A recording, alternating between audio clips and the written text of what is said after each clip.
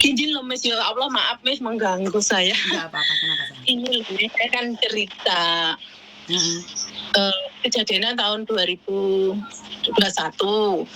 Saya itu kena tipu orang 230 juta. Oh iya, terus?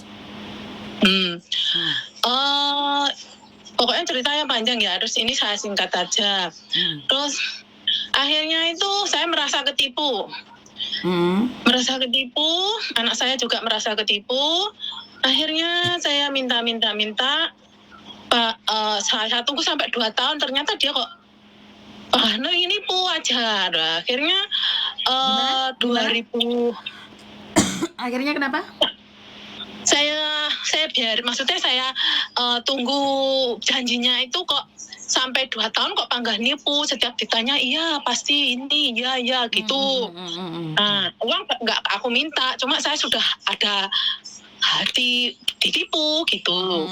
Terus akhirnya saya ambil keputusan bulan 10 2002 saya minta uangnya. Terus saya minta uangnya, dia itu bilang jangan diminta Bu, bulan 12 ada gitu, ada lowongan gitu loh, sudah ada angkatan gitu. Enggak lah, saya enggak percaya sudah ada angkatan, tidak ada angkatan, uang hari ini saya minta. Saya bilang gitu, saya sudah enggak bisa sesuai janji kalau saya mengundurkan diri atau enggak ada angkatan atau tidak diangkat, uang kembali. Iya Bu, tunggu Bu, hari saya mintanya itu kalau nggak keliru hari Sabtu ya. Kalau nggak keliru, terus saya Selasa sudah sampai di rumah Bu, nanti uang langsung saya transfer itu pada bulan itu ya, bulan 10, sekitar bulan 10 2022. Nah, ternyata itu sampai sekarang itu nggak pernah dikasih uang itu. Lah, akhirnya tuh setiap itu saya minta secara halus itu Miss. Halus, saya itu seperti pengemis. Terus ibu saya sakit itu saya putus, saya butuh uang, ibu saya ini loh ngamar di rumah sakit. Iya Bu, tunggu saja di ATM, saya tuh di ATM sana sini. Ternyata tidak, terus akhirnya janji. Akhirnya tuh saya kok pada waktu saya tetap minta setiap hari, dia setiap hari tetap janji. Yang jual rumah, jual mobil, jual sawah, jual tambang, jual jagung, jual sapi, semua tuh jual. Sudah saya ingatkan. Ingat ya Pak, orang itu kalau sekali berbohong akan berjuta-juta kali berbohong untuk menutupi satu kebohongan itu. Saya bilang gitu. Tidak Bu, saya tidak bohong gini, buktinya sampean bohong. Terus nggak apa-apa lah. Terus aku lihat itu saya mengikuti Miss Yuni.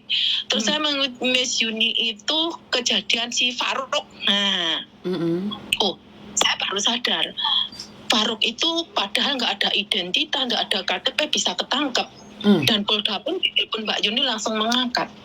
Apalagi kasus saya ini, orangnya PNS, rumahnya, KTP-nya, surat nikahnya, kakaknya, tempat kerjanya, aku punya semua bukti, semua penipuan, pokoknya transfer semua, bapaknya pun ikut andil dalam penipuan ini.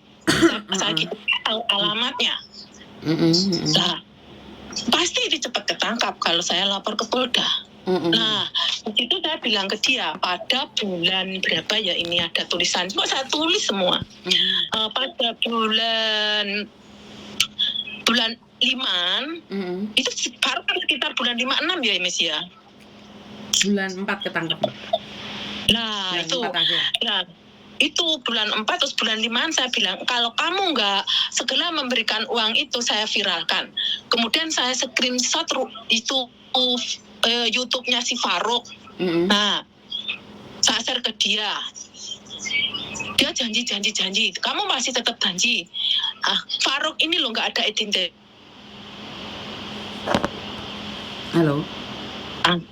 Faruk aja nggak ada identitasnya saja ketangkep. Dia bilang masalahnya beda Bu, gini. Masalahnya beda, sama menipunya, cuma beda caranya. Saya bilang gitu. Kemudian saya screenshot lagi masalah Kapolsek Kendal apa itu yang minta uangnya, minta sogokan uang supaya anak jadi polisi 320 juta itu. Akhirnya saya screenshot itu YouTube-nya. Saya kirim ke dia.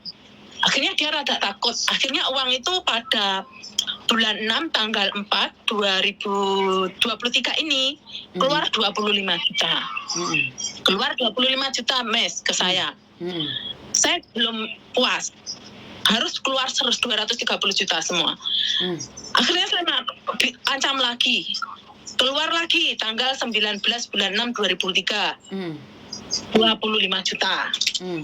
Saya terus kejar lagi. Kalau enggak saya viralkan ya, aku bilang gitu.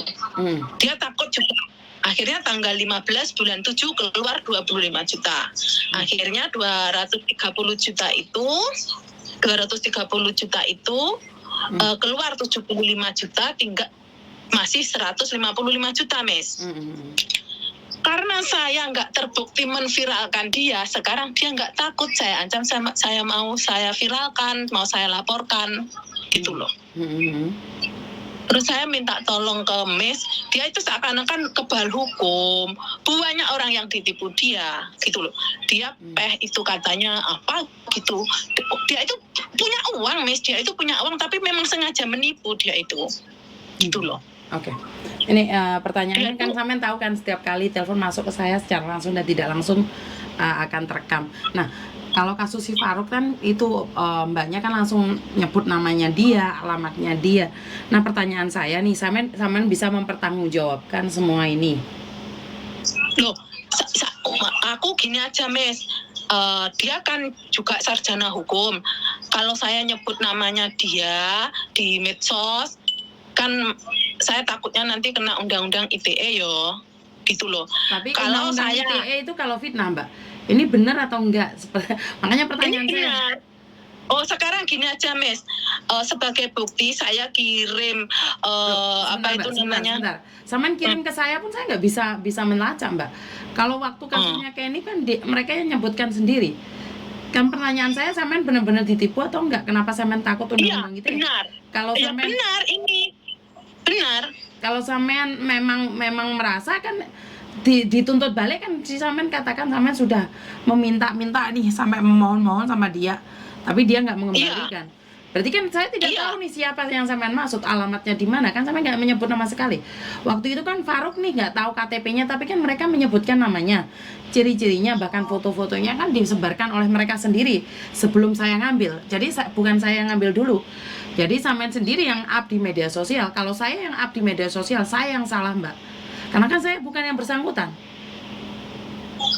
Oh, berarti gini, saya up dulu di medsos. Iya, sampean sendiri yang up di medsos. Sampean boleh tanya ke saya atau gimana pun dengan kronologi sampean. Kan nggak boleh dong saya yang cerita. Ini kan sampean yang ditipu, bukan saya yang ditipu.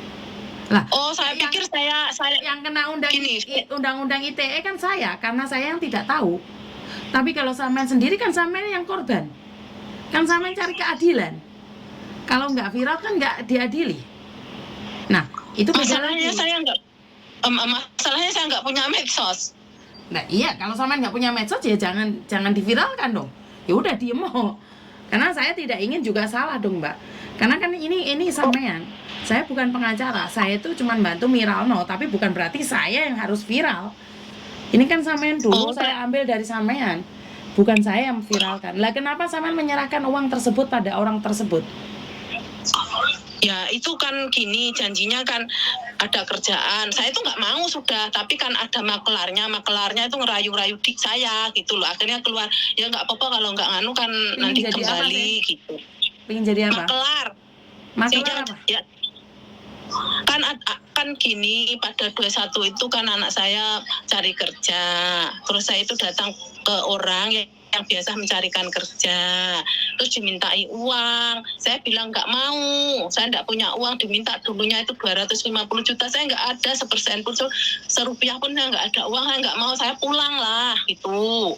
Terus ceritanya, terus dia datang lagi ke rumah. Telepon itu anak saya suruh datang ke rumahnya sama anak saya bilang nggak, ditawari lagi, saya juga nggak mau pulang. Bekerja gitu. Sebagai apa? Kenapa harus bayar 250 juta? sebagai di kantor pemerintahan perpajakan. Oh, jadi orang Nah. pajak gitu harus bayar 250 juta. Saya nggak mau, saya pulang. Saya nggak mau, memang nggak punya uang gitu loh ceritanya. Kan sampean nggak mau, kenapa ada uangmu di dia? Berarti kan sampean mau. Nah, sedos gitu, itu maklarnya dengan telepon anak saya, akhirnya bilang gini. Nanti kalau nggak jadi dikembalikan, kalau sampean mengundurkan diri dikembalikan. Ini orangnya dipercaya gini gitu. Terus akhirnya ya kepilu gitu. Berarti kan intinya sampean mau. Iya, terus akhirnya saya mau, ya enggak apa-apa. Uang kembali. Sampean posisi kerja di mana? Sampean posisi kerja di mana? Di Stanley. Di Stanley. Okay. Sekarang. Oke nih, aku nanya sama sampean. Itu orang mana yang menipu sampean? Orang Indonesia, orang Banyuwangi, tapi rumahnya alamatnya Malang, kerjanya di Sulawesi sekarang. Hah? Terus bagaimana mencari orangnya, Mbak? Kan di kantornya ada alamat kantor perpajakan Sulawesi. Kantor perpajakan Sulawesi? Iya, dia masih PNS. Istrinya juga dokter. Orang Sulawesi, orang Banyuwangi. Orang Banyuwangi kerja di Sulawesi, rumahnya Malang. Oke, kok tahu dia ada di Sulawesi? Ya jelas, ya tahu saya. Wong saya kirim surat ke kantornya Sulawesi sana juga kok. Yang terima dia. Lah, kamu maunya anakmu dinas di mana? Loh, ya kan dia nawari di perpajakan ada lowongan gitu toh. Enggak, sampean sendiri orang mana toh? Aku orang Banyuwangi.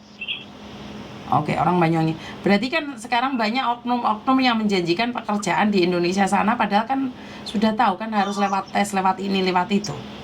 Iya, saya tahu lewat tes. Dia itu ngomongnya katanya tidak diumumkan tesnya, ini lewat orang Jakarta, kalau orang pusat Jakarta itu bisa ditarik 1 miliar, bilang gitu. Boyo, mau kerja di pajak dapat 1 miliar. Sampean ada buktinya nggak ngomong kayak gitu? Karena saya kenal nih beberapa orang pajak yang ada di Jakarta. Orang pusat. Ada. WhatsApp-nya itu mulai pertama sampai sekarang itu saya simpan, Miss. Oke, kamu bisa print kan nggak? Biar orang-orang tertentu yang mencari keuntungan, biar orang pajak yang mencari dia langsung. Oh, aku maksudnya ngeprint apanya, Miss? Yang ngeprint data-datamu, KTP-nya dia semua, kronologinya kamu ditipu seperti apa, kamu harus nulis, terus tak kirimkan ke kantor pajak yang ada di Jakarta sana. Ngeprintnya itu di mana ya, Kak? Saya nggak libur itu, gimana ya, caranya, Miss? Kalau kamu nggak usaha, terus kamu nanya aku balik, ya wes ra usah. Kalau di Hong Kong gitu lo ngeprintnya di mana ini? Di mana-mana kan oke toh, Mbak, ngeprint no. Kan bisa di sini tuh kalau libur gitu ya, Miss. Yo sakarepmu kapan-kapan no, kan sampean iki tak tanya solusi tak jawab, terus aku mau kon mikir meneh yo ngeluh lho ndas sekolahan. Maaf. Terus ini kan aku sudah komplit ini ya. Bukti dia, KTP-nya dia, alamat kerjanya dia, surat nikahnya, kakaknya, KTP bapaknya, terus rekening yang saya kirim itu adalah punya perempuan yang mengarahkan dia untuk transfer ke rekening nama si perempuan itu. Jadi bukti transferan itu sudah ada, dan bukti bahwa dia itu siap mengembalikan itu juga ada. Pokoknya semua mulai awal sampai akhir dari dia itu bilang jual ABC itu sudah ada. Terus di anak saya juga ada. Makanya dengar nggak aku bilang tadi, Mbak, saya tidak ingin mengulangi lagi. Sampean printkan semuanya buktinya itu saya kirimkan ke Jakarta. Plus kamu harus nulis kronologinya. Kejadiannya kamu kenal dia seperti apa, kirim uang seperti apa, akhirnya kamu lihat YouTube-nya Miss Yuni, kamu kirimkan ke dia, semuanya itu harus ditulis, kronologinya semuanya ditulis, biar dipahami oleh orang pajak, kan nanti saya kirimkan sama orang pajaknya langsung.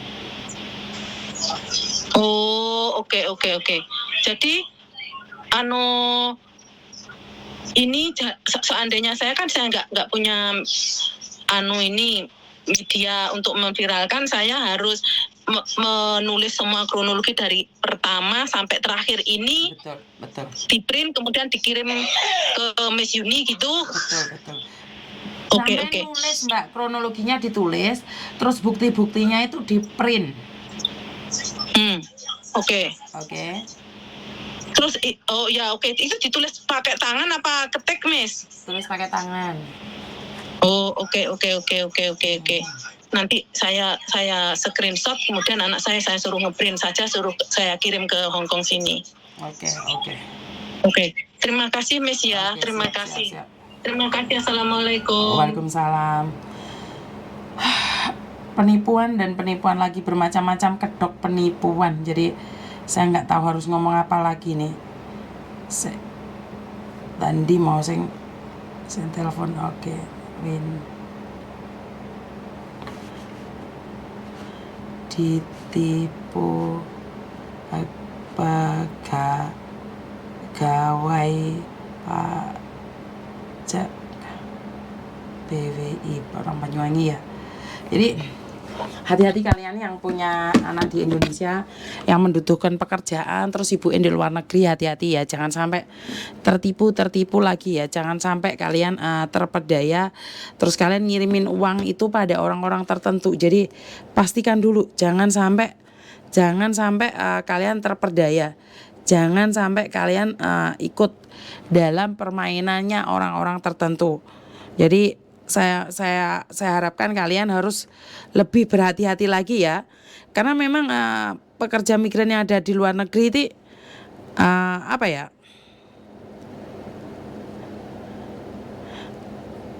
bentar ya, ada apa Mbak,